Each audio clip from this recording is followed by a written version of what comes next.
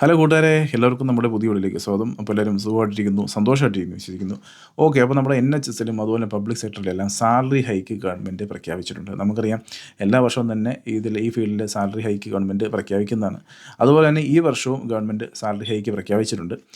NHSൽ പറഞ്ഞിരിക്കുന്നത് എത്രയാണെന്ന് പറഞ്ഞാൽ 3.6% സാലറി ഹൈക്കാണ് ഗവൺമെൻറ് പറഞ്ഞിരിക്കുന്നത്. അതായത് നേഴ്സസ്, മിഡ് വൈഫ് അതുപോലെ മറ്റ് വിഭാഗക്കാർക്കെല്ലാം ഏകദേശം 3.6%ഓളം സാലറി ഹൈക്ക് പറഞ്ഞിരിക്കുന്നു. അതുപോലെ ഇംഗ്ലണ്ടിലുള്ള ഡോക്ടേഴ്സ്, അതുപോലെ തന്നെ ടീച്ചേഴ്സ്, ഡെൻറ്റിസ്റ്റ് ഇവർക്കെല്ലാം ഏകദേശം 4%ഓളം സാലറി ഹൈക്ക് ഗവൺമെൻറ് പറഞ്ഞിരിക്കുന്നു. അതുപോലെ തന്നെ റെസിഡൻഷ്യൽ ഡോക്ടേഴ്സ് അവർക്ക് ഏകദേശം 5.4% സാലറി ഹൈക്കാണ് ഗവൺമെൻറ് പറഞ്ഞിരിക്കുന്നത്.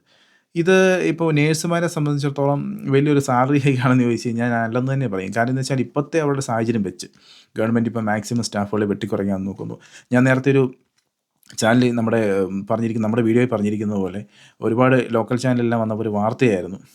പിന്നെ ഇവിടെ നിന്നുള്ള നേഴ്സുമാർ ഒത്തിരി പേര് മൂവോട്ടായി പോകാനുള്ള സാധ്യത കൂടുതലായി കാണുന്നു. ഒത്തിരി ആൾക്കാർക്ക് ഇവിടെ താല്പര്യമില്ലാത്ത ഒരു ജോലിയാണ് അവരുടെ ഫീഡ്ബാക്കിൽ നിന്ന് കിട്ടിയെന്നുള്ള വാർത്ത ഞാൻ നിങ്ങളോട് പറഞ്ഞിട്ടുണ്ടായിരുന്നു. അപ്പോൾ അതൊക്കെ വെച്ച് കമ്പയർ ചെയ്ത് നോക്കുമ്പോൾ എനിക്ക് തോന്നുന്നു ഒത്തിരി നേഴ്സുമാർ തന്നെ ഇവിടെ നിന്ന് ഒരു പ്രതിഷേധം നടത്താൻ ചാൻസ് ഉണ്ട്. അല്ലെങ്കിൽ ഒത്തിരി പേര് ഇവിടെ നിന്ന് മൂവോട്ടായി പോകാനുള്ള സാധ്യത കൂടുതലാണ്. കാരണം ഒത്തിരി സ്റ്റാഫിനെ എല്ലാം വെട്ടിച്ചുരുക്കിയാണ് ഗവൺമെൻറ് ഈ പരിപാടി ഇപ്പോൾ നടത്തിക്കൊണ്ട് പോകുന്നത്. അപ്പോൾ അങ്ങനെയുള്ളപ്പോൾ അവർ നല്ലൊരു സാലറി ഹൈക്ക് കിട്ടിയില്ലെങ്കിൽ അവരവിടുന്ന് പ്രതിഷേധത്തിനും അല്ലെങ്കിൽ മറ്റൊരു ഫീൽഡിലോട്ടെല്ലാം മാറാൻ ചാൻസ് ഉണ്ട്. കാരണം ഈ പറയുന്ന മെൻ്റൽ കെയർ ഹോമിലാണെങ്കിലും അതുപോലെ തന്നെ കെയർ ഹോമിലുള്ള നേഴ്സസ് ആണെങ്കിൽ പോലും 20-25 പൗണ്ടൊക്കെ പെർ അവർ കിട്ടുന്നുണ്ട്, അല്ലെങ്കിൽ 30 പൗണ്ട് വരെ പെർ അവർ കിട്ടുന്നുണ്ട്. അപ്പോൾ അങ്ങനെയുള്ളപ്പം ഇവർ ചിന്തിക്കും എനിക്ക് അങ്ങോട്ട് മാറിയാൽ മതി, അല്ലെങ്കിൽ എനിക്ക് വേറെ കൺട്രിയിലോട്ട് പോയി കഴിഞ്ഞാൽ നല്ലത് കിട്ടും എന്ന് പ്രതീക്ഷിച്ച് ഒത്തിരി പേര് ചാൻസസ് ഉണ്ട് ഇവിടെ നിന്ന് മൂവോട്ട് ആകാനോ അല്ലെങ്കിൽ ഈ പറയുന്ന ഫീൽഡിൽ നിന്ന് മാറാനായിട്ട് ചാൻസസ് വളരെ കൂടുതലാണ്. അതുകൊണ്ട് നേഴ്സുമാരെ സംബന്ധിച്ചിടത്തോളം അത് അത്രയൊരു നല്ല വാർത്തയാണെന്ന് എനിക്ക് തോന്നുന്നില്ല. എങ്കിലും 3.6%ഓളം ഒരു സാലറി ഹൈക്കാണ് ഇപ്പം നിലവിൽ ഗവൺമെൻറ് പറഞ്ഞിരിക്കുന്നത്.